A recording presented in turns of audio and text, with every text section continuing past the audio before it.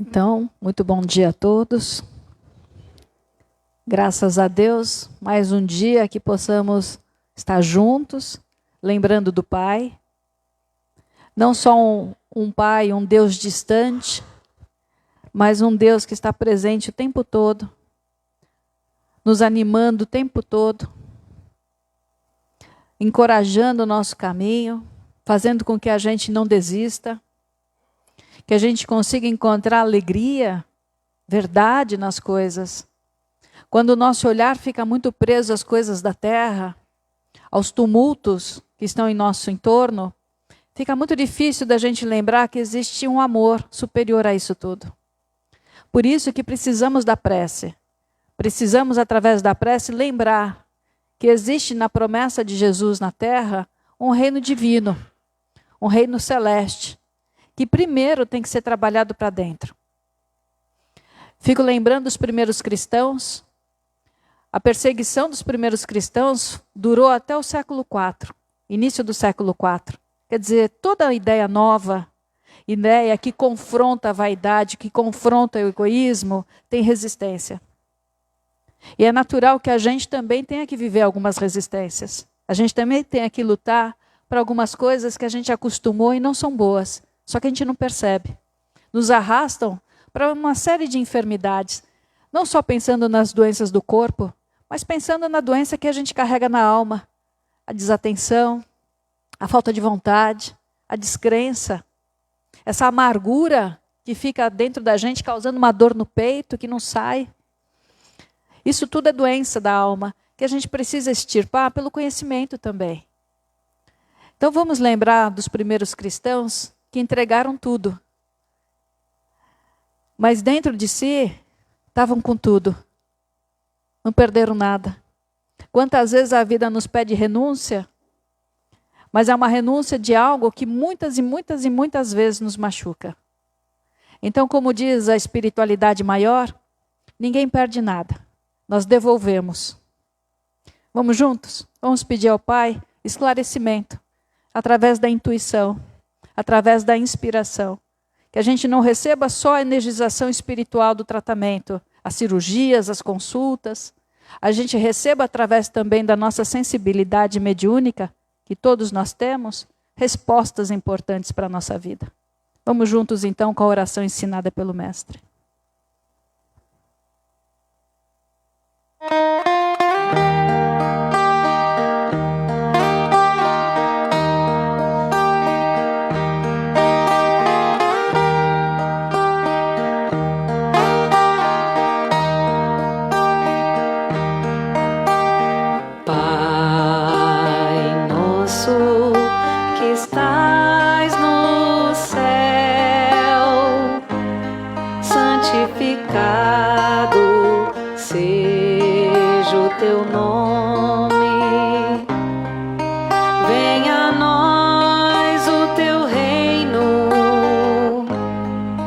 Seja feita a tua vontade.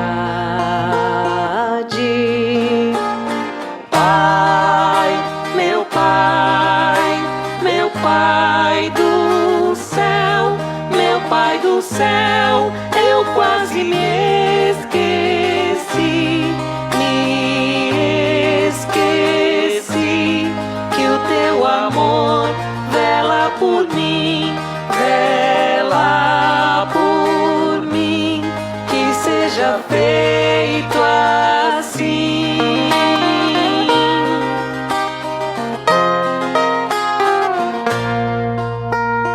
O alimento de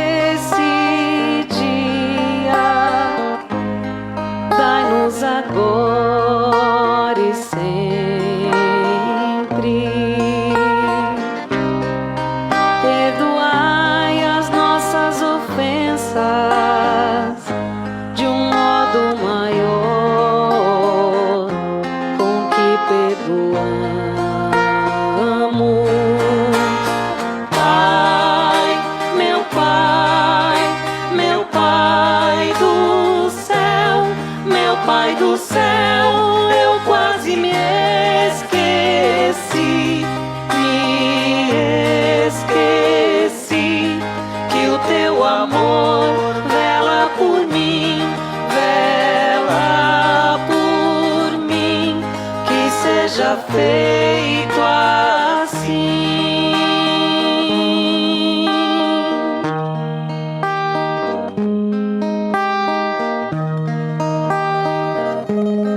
Não nos deixeis cair em tentação, mas livrai-nos de todo mal.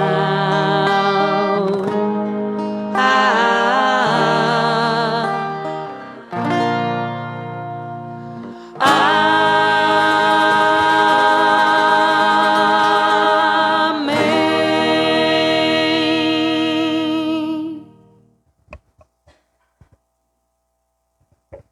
Vamos aproveitar a reflexão do livro Palavras de Vida Eterna, do Chico, né, com a mediunidade do Chico e a presença espiritual de Emmanuel. Ele fala aqui um trechinho da parábola do filho pródigo, filho e censor. Mas respondendo ele, disse ao pai: eis que te sirvo há tantos anos, sem nunca transgredir o teu mandamento, e nunca me deste um cabrito para alegrar-me com os meus amigos. Jesus. Está no Evangelho de Lucas. Na parábola do filho pródigo, não encontramos somente o irmão que volta experiente e arrependido ao convívio do lar.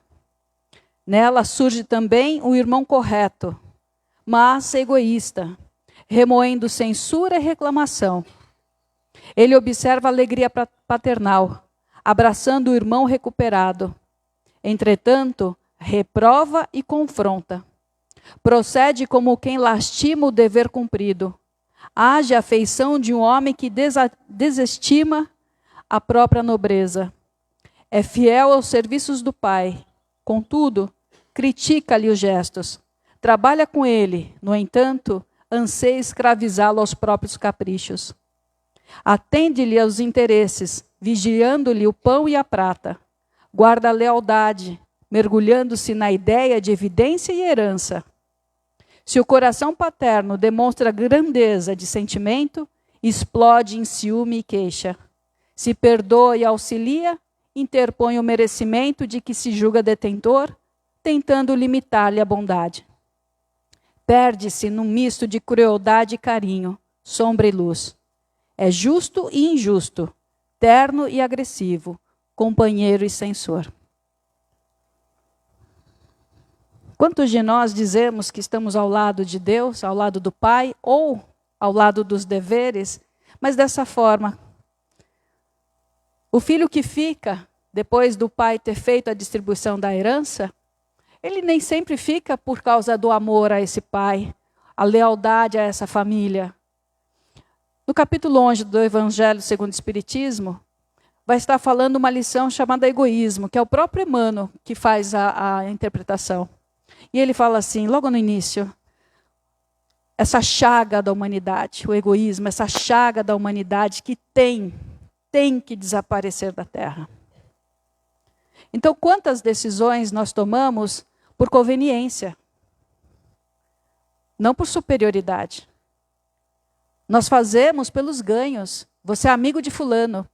Lembra que antigamente a gente convidava os padrinhos, né, para apadrinhar os nossos filhos? Né? Mas a gente não convidava por afeto muitas vezes. Não todos, por favor. Mas a gente convidava o nosso chefe. Mas não é porque a gente tinha estima pelo chefe, é porque, quem sabe, nisso a gente angariava mais confiança, tinha um ganho.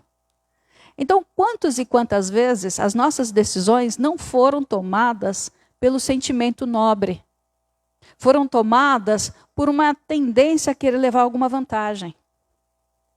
Isso que vem adoecendo a gente há muito tempo. Então a gente fala em nome de Deus, a gente diz que segue a Deus, mas lá dentro, na verdade, a gente quer que Deus nos sirva, não que a gente esteja disposto a servir o Pai. Isso foi uma frase que o nosso mentor nos disse esses dias, acho que terça-feira.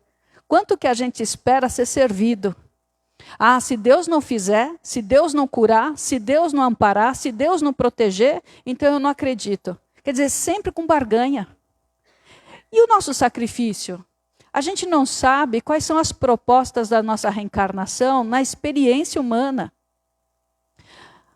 Vocês me desculpem que às vezes eu sou meio, engraçadinha, mas não é com má intenção não, tá?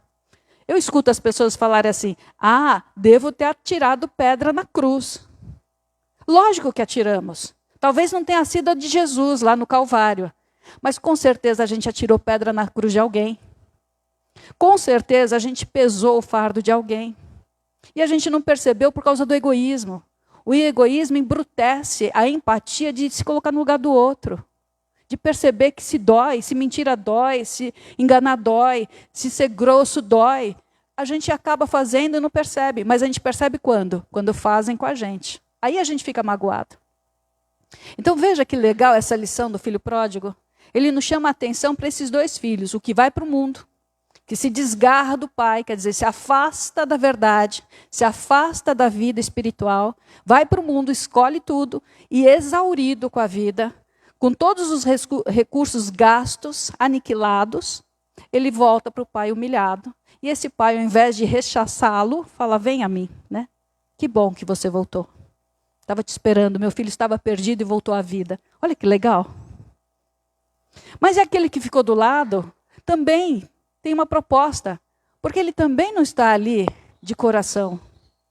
Então, que a gente lembre isso, quando a gente esticar o dedo, falando, essa pessoa não presta, essa pessoa está perdida, né? Quando a gente olhar para as pessoas com o veneno do julgamento, a gente lembre sempre da lembrança que Paulo de Tarso nos coloca. Todos nós temos telhado de vidro. Nós não acertamos o tempo todo. Muito pelo contrário. Muitas e muitas vezes, naquilo que a gente acha que está certo, está a nossa prepotência. Está um julgamento errôneo daquilo que deve ou não deve ser feito. Que a gente consiga, na saúde da alma, buscar a simplicidade. Mas para essa simplicidade ser verdadeira, tem que ter humildade. Vamos trabalhar juntos? Pede quando você entrar na sala, no tratamento. Não pede só saúde física, não. A gente sabe que tem um tempo contado aqui na Terra. Uma hora ou outra, por mais que a gente prorrogue o nosso tempo, melhore a condição orgânica, uma hora ou outra a gente vai ter que voltar para o mundo espiritual. Mas a forma que vamos viver. A forma. Porque muitas pessoas pedem saúde para ficar lamentando dentro de casa, remoendo vingança, desejos de ciúmes. Para que vida? Se a gente corrompe a nossa vida com coisas tão pequenas. E eu vou parar de falar mesmo. Um ótimo dia a todos. Que Deus nos inspire. E a gente coloque isso na vida. Não sejam palavras, né? Que a gente consiga modificar aquilo que nos trouxe a doença, que nos trouxe a dor. Um ótimo dia a todos. Muito obrigada. Vamos começar o nosso trabalho.